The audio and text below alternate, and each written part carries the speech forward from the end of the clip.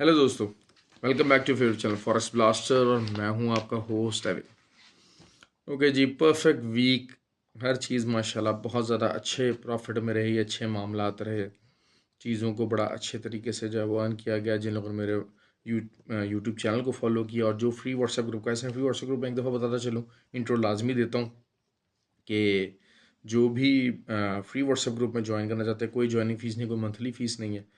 सिर्फ analysis based group, सिर्फ signal based group नहीं, एनालिसिस बेस्ड ग्रुप है। मार्केट में आपको लर्न करने का मौका मिलता है, चीज़ों को सीखने का मौका मिलता है, फंडामेंटल्स को सीखने का मौका मिलता है, उनके इम्पैक्ट को मार्केट में डिस्कस किया जाता है। आपको सवाल पूछने का चांस है उस फ्री व्हाट्सएप ग्रुप के अंदर। करना कि आपको सिर्फ ऑक्टाफेक्स और एक्सनेक्स में हमारे आईबी के साथ जुड़ना है और लिंक्स नीचे डिस्क्रिप्शन में मौजूद हैं। और अगर आप ऑलरेडी उन्हीं प्लेटफॉर्म्स के ऊपर ट्रेड करते हैं तो हमारे आईबी नंबर नीचे मौजूद है, वीडियो के डिस्क्रिप्शन में मेरा व्हाट्सएप नंबर मौजूद है। मुझसे रब्ता करके आप जुड़ सकते हैं हमारे साथ। कोई चार्जेस नहीं है, कोई भी ज्वाइनिंग फ़ीस नहीं है। इट इज़ टोटली फ्री और इट्स एन एक्सीलेंट प्लेटफॉर्म जो कि लर्निंग के पॉइंट ऑफ व्यू से बहुत ज़बरदस्त प्लेटफॉर्म है। आप लोग उसको यकीनन यूटिलाइज़ करें और आई होप कि जो है वो बहुत सारे लोग उसको अर्न भी कर रहे होंगे वहाँ से और बेहतरीन मुनाफा भी कमा रहे होंगे। वीक हमारा जी बहुत अच्छा रहा। कल की वीडियो का एनालिसिस कर लेते हैं ज़रा। पहले कल मैंने 65 के एरिया से सेलिंग बताई हुई थी और पहला टीपी जो था वो 48 का था। देखिए, मैं ये 50-50 60-60 पिप्स वाले टीपी नहीं बताता।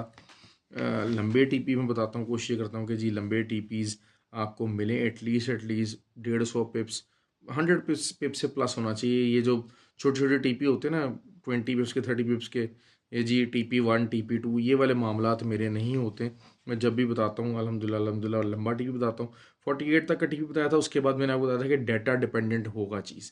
अच्छा, डाटा भी थोड़ा सा, जिसे मैं कहते हैं कि मैं थोड़ा सा एक्सपेक्ट कर रहा था कि बुलिश आ सकता है, तभी मैंने आगे से वहाँ से प्रॉपर बाय की कॉल का आपको नहीं बताया था। लेकिन ये था कि एक छोटी मोटी मैंने कहा था आपको बाय रिट्रेसमेंट बन सकती है। लेकिन ग्रुप के अंदर जो मेरा फ्री व्हाट्सएप ग्रुप है वहाँ मैंने क्लियरली कह दिया था कि डाटा है तो you have to stay remain in selling. और वहाँ से भी हमने बहुत अच्छा प्रॉफिट अर्न किया। दूसरी बात कर लेते हैं जी ऑयल की। ऑयल के ऊपर मैंने जिस तरह आपको बताया हुआ था कि जो है वो जिस तरह मल्टीपल एंट्रीज हैं, दोबारा 80 की रेजिस्टेंस को टच हुआ और बेसिकली 1 आवर के ऊपर हेड एंड शोल्डर पैटर्न बन रहा है। अच्छा, ये हेड एंड शोल्डर पैटर्न जो है वो पूरी तरह से वैलिड रहेगा उस वक्त तक जब कि 89.3 के ऊपर तक जो है ना कोई 1 आवर कैंडल क्लोज नहीं हो जाती। तो हेड एंड शोल्डर पैटर्न बन रहा है और इसका जो बॉटम बनता है वो 85.3 का एरिया बनता है। 85.5 का मैंने बताया हुआ कि जी, लेकिन बहरहाल आज अच्छा प्रॉफिट हम लोगों ने कमाया क्योंकि हम लोग सेलिंग में रहे। जब जैसे ही मैंने कहा कि जी 88.2 का एरिया है वहाँ पर आप सेल मारे, 100 पिप्स निकलते हैं। और आज तो माशाल्लाह काफ़ी अच्छे हमें जो है वो पिप्स निकले। ऑल दो के वीकली पॉइंट ऑफ व्यू से मैं बात करना चाहूँगा। अच्छा, खैर कवर कर लेते हैं। नास्डैक के ऊपर एक चीज़ ये हुई कि जब मैं वीडियो अपलोड कर रहा था, अपलोडिंग के दौरान दौरान ही जो है वो जो हमारा टारगेट था वो 10,950 का हिट हो गया और अपलोडिंग उसके बाद हुई। बार आई वॉज नॉट एक्सपेक्टिंग कि जी ओपनिंग के ऊपर इतना मार्केट नीचे आ जाएगी। उसके बाद खैर दोबारा से कुछ सेलिंग्स वगैरह ली और 100-150 पिप्स हम लोगों ने लिए। लेकिन जो चीज़ है, जो अलार्मिंग चीज़ थी वो ये थी। आज मैं बड़े डिटेल में आपको कवर करूंगा कि हाउ नैस्डैक इज़ वर्किंग और how I am the seeing the future of the Nasdaq and US30 particular. US30 को मैं पर्टिकुलर ट्रेड नहीं करवाता, लेकिन मैं इस चीज़ को बड़े अच्छे तरीके से डिटेल में कवर करूँगा कि मैं इसको देख कैसे रहा हूँ और किन पैराए में और किस तरह से इसको लॉन्गर टर्म कैसे देखा जाएगा और कैसे मैयर किया जाएगा। तो नैस्डैक के ऊपर नेक्स्ट वीक के अंदर, अच्छा उसके बाद खैर नेक्स्ट नैस्डैक जो है वो 450 के ऊपर आया तो इट वाज अ रेजिस्टेंस। और लेकिन ये हुआ है कि नैस्डैक का जो 4 आवर का जो चैनल था हायर हाई और लोअर हाइज का वो अभी तक मेंटेन्ड है। अभी तक मेंटेन है और it is not breaking up, जो कि एक काफ़ी ज़्यादा थोड़ा सा मुझे कहेंगे कि जी हाँ जी चीज़ है, एक डिफ़िकल्ट चीज़ है कि जी ये क्यों अभी तक ब्रेक नहीं हो रहा। लेकिन बहरहाल it is working pretty fine over there. अब भी जो है वो, लेकिन ये है कि जो चांसेस हैं वो यही है कि एक, चाहे रिट्रेसमेंट अगर मैं बात करता हूँ, इंटरडे पॉइंट से बात करता हूँ कि रिट्रेसमेंट छोटी मोटी आनी ही आनी है। और मल्टीपल एंट्रीज में करवाने का बात कर रहा था कि जी हाँ 600 के ऊपर आता है तो एक मल्टीपल एंट्री डाल दीजिएगा। 400-450 का जो एरिया है वो अगर ये चैनल मेंटेन भी रहता है तब भी जो है वो एक हाफ एन आवर कैंडल लाजमी जो है वो 450 का एरिया रीटेस्ट करेगी। तो इतने में जो लोग हमारे साथ एंट्रीज में फंसे हुए हैं, मल्टीपल एंट्रीज में, वो निकल जाएंगे इंशाल्लाह। तो दूसरा लेकिन ये कि ओवरऑल सिनेरियो बात कर लेते हैं। बेसिकली जो लोग अक्सर ये बात एक्सपेक्ट कर रहे हैं कि शायद जो है वो यूएस जो है फेडरल रिजर्व जो है जो अपना रेट ऑफ इंटरेस्ट है नेक्स्ट वीक के अंदर उसमें थोड़ा सी लचक दिखाएगा। भाई कोई लचक नहीं दिखाने वाला। 75 बेस पॉइंट बढ़ने हैं और उन्होंने कहना है जी जो मर्जी हो जाए, इन्फ्लेशन इज स्टिल हाई और इन्फ्लेशन को हमने मारनी है, जो मर्जी हो जाए, हमने इसकी नाक के हमने सीधे में चलना है और 75 बेस पॉइंट इंक्रीज होने, उससे नास्डैक ऑब्वियसली नीचे आने के काफ़ी ज़्यादा चांसेस हैं in the longer run. It is going to stay bearish, I am telling you that. और जो है gold will also remain bearish. Weekly जो है वो कैंडल ऑब्वियसली एक तरह डिफरेंट तरह से क्लोज होने की कोशिश ने ज़रूर की है। ज़ाहिर बात है कि 2 वीक हो गए उन्होंने लो नहीं तोड़ा, लेकिन हमेशा जिस तरह मैं हमेशा बात करता हूँ, अक्सर मेरा जो 2 कैंडल फार्मूला है कि जो 2 भी ग्रीन बन जाए तो थर्ड कैंडल देर इज़, अगर वो ट्रेंड के अगेंस्ट बनती हैं तो वो थर्ड जो कैंडल होती है वो हमेशा बेरिश बन जाती है। और अगर जो है वो बेरिश कैंडल्स हैं और वो ट्रेंड के अगेंस्ट बन रही है तो जो थर्ड कैंडल होती है वो बुलिश बन जाती है। तो this is how the things are forming up for the Nasdaq as well. और नैस्डैक को अगर आप वीकली सेटअप में देखते हैं तो मेरे हिसाब से नेक्स्ट वीक की एक बेरिश कैंडल बननी चाहिए।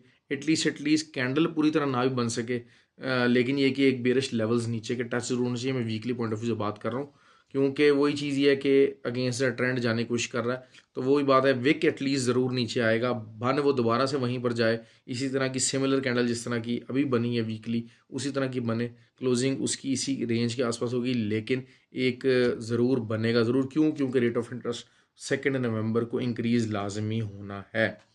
ठीक हो गया जी। दूसरी बात गोल्ड का भी जो है वो चांसेस यही हैं कि 1660 लाजमी तौर पर लगाएगा गोल्ड, और कोई बुलिश मोमेंटम कोई एज सच मुझे नज़र नहीं आ रहा है।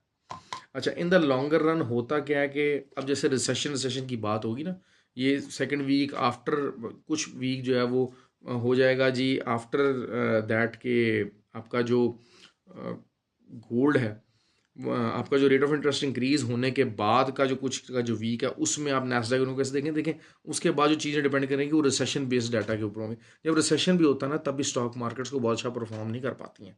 तो इस वजह से अगर रिसेशन भी हाई होती है तो Nasdaq is not getting out of the woods, I am telling you that. Nasdaq सिर्फ उसी टाइम के ऊपर, नैस्डैक यूएसडी सिर्फ उसी टाइम के ऊपर बूम करते हैं जब जीडीपी आपका बढ़ रहा होता है और इन्फ्लेशन भी आपके कंट्रोल में होती है। The moment inflation goes out of the hand और फिर इन्फ्लेशन को कवर करने के लिए जो है फेडरल रिजर्व या कोई भी बैंक है, स्टेट बैंक है, वो इंटरेस्ट रेट इंक्रीज करना शुरू करता है, तो आपकी जो स्टॉक मार्केट उससे नीचे की तरफ प्रेशर लेती हैं। और अगर रिसेशन की आवाज़ आती है without GDP increase, GDP growth, recession जो है ना वो चीज़ उसको नहीं होता। बेसिकली आज भी यही हुआ है कि जो जीडीपी नंबर जो आया वो एक्सपेक्टेशन से अच्छा आया, तो जिसकी वजह से नैस्डैक में पंप आया। लेकिन आई वाज एक्सपेक्टिंग कि शायद ये 455 का जो एरिया था यहाँ पर इस रेजिस्टेंस को वो जो है वो रिस्पेक्ट देगा, लेकिन नैस्डैक ने नहीं दिया। बहरहाल जो अगली रेजिस्टेंस है उसको लाजमी नैस्डैक को रिस्पेक्ट देनी पड़ेगी, क्योंकि ऐसा नहीं है क्योंकि जीडीपी नंबर को बहुत ज़्यादा बढ़ गए और बहुत ज़्यादा मामला जो है ना कोई बड़ा को पॉजिटिव साइड पर निकल गया, ऐसा नहीं है। तो इस चीज़ की वजह से जो है वो इसको किया है और यही हो गया कि जी एक जो रेजिस्टेंस का एरिया है उसके ऊपर रिस्पेक्ट नहीं मिल सकी है just because of that fundamental data. अच्छा जी, दूसरी बात हम कर लेते हैं कि जो है वो gold gold I am telling you it is going to be bearish at least for the next week. और 1616 एक दफ़ा दोबारा रीटेस्ट कर सकता है, लाजमी तौर पे कर सकता है, ऐसी बात नहीं है कि वो नहीं करेगा। रेट ऑफ इंटरेस्ट इंक्रीज होने से पहले 1616 आई एम टेलिंग यू रीटेस्ट हो जाएगा।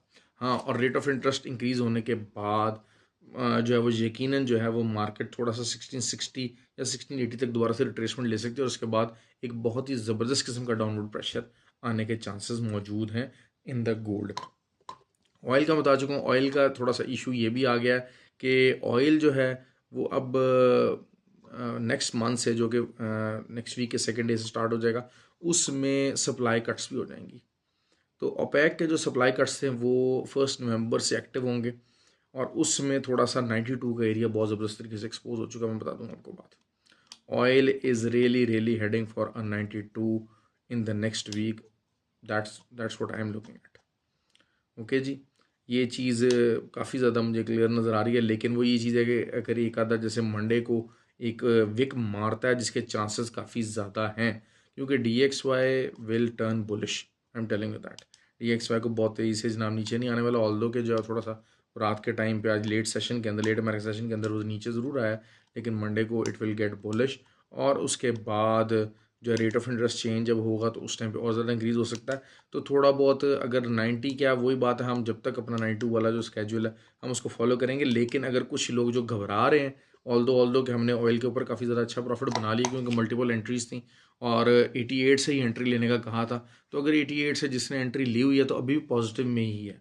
जो मेरा जो वो था ट्रेंड था, ट्रेड था, उसके मुताबिक 88 से एंट्री थी, तो अभी भी 88 से नीचे ही क्लोजिंग है। तो अगर किसी को बंद करना है तो वो उसको बंद कर सकता है प्रॉफिट में, मेरी call as per my call.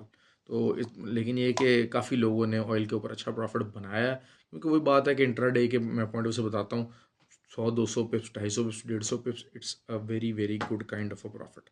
इसको छोड़ना नहीं चाहिए। यूरो की मैं बात कर लेता हूँ। यूरो थोड़ा सा जिसे कहा जाए कि बुलिश थोड़ा सा मोमेंटम दिखा सकता है फर्स्ट 2 डेज़ में, लेकिन D X Y is gonna kill it all, I am telling you that.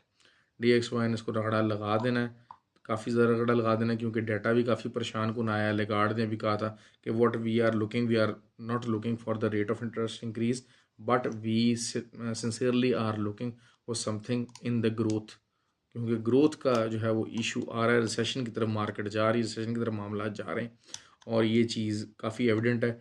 USD CAD को ऑयल सपोर्ट कर रहा है, वरना अदरवाइज शायद यूएसडी कैड 1.37 तक जा चुके होता है, लेकिन ये कि यूएसडी कैड आने वाले दिनों में 1.3839 तक लाजमी जाने के चांसेस भरपूर हैं। यूएसडी जेपीवाई मैं बड़े देर से कवर नहीं कर रहा, क्यों? क्योंकि वही हुआ कि स्टिमुलस पैकेज आ गया, सारा कुछ आ गया, उस जैसे मामला थोड़ा सा ज़रा जिसे कहते हैं कि रिट्रेसमेंट की तरफ आ गया। अभी भी मूव प्रॉपर येन की स्टार्ट नहीं हुई है। मूव से मुराद ये है कि जब येन की मूव स्टार्ट होगी तो फिर GBP, euro, D X Y, dollar, हर चीज़ उसके अगेंस्ट डाउन जाएगा। So the move is not there. तो इस वजह से मैं इसके ऊपर को प्रॉपर सेलिंग कॉल नहीं दे रहा। पहले फंडामेंटल कॉल थी, तो अभी ऐसा फंडामेंटल स्टिमुलस भी मौजूद नहीं है कि जिसको मैं कहूँ कि जिसको देख के आप ये इसको बाय ले लें या सेल ले लें। Just try to stay out, और अगर किसी को करना भी है तो वही है कि 149.5 की रेंज है, नीचे से 146.5 की रेंज है, 145 भी कह लें, तो इसी रेंज के अंदर ट्रेड करें। और कोई सच बहुत ज़्यादा हैवी मूवमेंट फ़िलहाल नहीं है मैनिपुलेशन पॉइंट ऑफ व्यू से, और जिसे बात यही कहा जाए कि जी एफएक्स रिजर्व के पॉइंट ऑफ व्यू से, क्योंकि अभी भी थोड़ा बहुत मंथली के ऊपर, मंथली कैंडल क्लोज हो रहा है, मंथली के ऊपर भी RSI 80 प्लस हुई हुई है USD JPY की, तो it can take a downward trend very soon. और थोड़ा सा अगर वही बात है कि डाटा उनका जो है जो नेक्स्ट वीक के अंदर आना है वो भी थोड़ा सा अगर स्ट्रॉन्ग आना शुरू हो जाए, तो JPY की मूव अगर स्टार्ट हो जाती है तो it will be a very big big move. और अगर उस मूव का इंतजार करें कि जिसमें होगा क्या, क्योंकि वो पूरी दुनिया से एंटी चल रहे हैं, और उसमें होगा क्या कि पूरी दुनिया की इकॉनमी रिसेशंस की तरफ जाएंगी और इनका जो GDP है वो सारा कुछ ग्रो कर रहा होगा। और उस टाइम पे आप देखेंगे कि जो येन है वो US डॉलर के अगेंस्ट 130 125 तक का भी रेंज लगा सकता है। 129, that is 131 can be the target in the longer term, जिसको हम देख सकते हैं। लेकिन इट डिपेंड्स कि वो मूव स्टार्ट कब होती है। ओके जी, काफ़ी चीज़ें कवर कर ली हैं, बाकी ये कि इंशाल्लाह मंडे की जो डेली वीडियो होगी उसमें कवर करेंगे। लाइक कीजिए, सब्सक्राइब कीजिए चैनल, और अपना ख्याल रखें। Have a good day ji.